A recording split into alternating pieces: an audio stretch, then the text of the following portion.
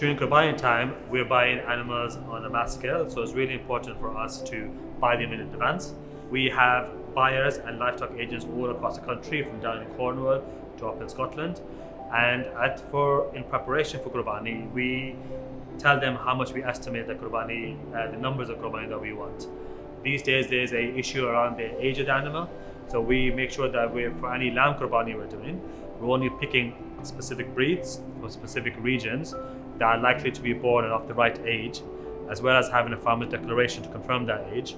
So we do have to do a lot of preparatory work to make sure that the animals that we buy for Qurbani are valid for Qurbani, because animals that are underage are not valid for Qurbani.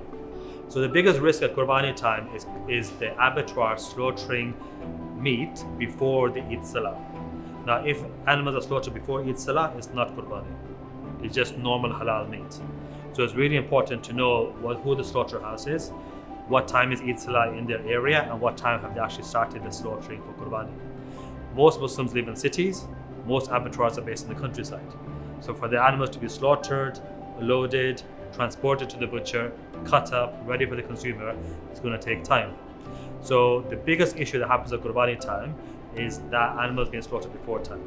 So the way that we give consumers assurance of that is that we print time and date on the Qurbani label, so that with that you know that this is the time and it was happened after the time of the Eid Salah here locally. So the biggest thing for Qurbani consumers to ask for is a label that has the time and date on that label when they go to the butcher shops.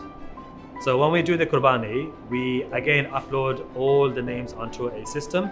We don't change the schedule of the day because all the names are pre-printed and it's all in the right order for the people who are collecting and for the people who are going to the butchers. Everyone's name and the time and date is printed on the label.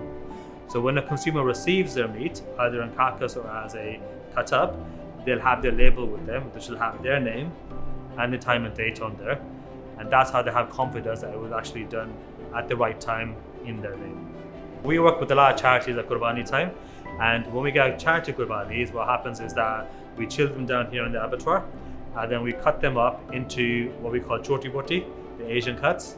So they go into 1 kg freezer packs, and then we put them into boxes, and then that then gets distributed to food banks around the country.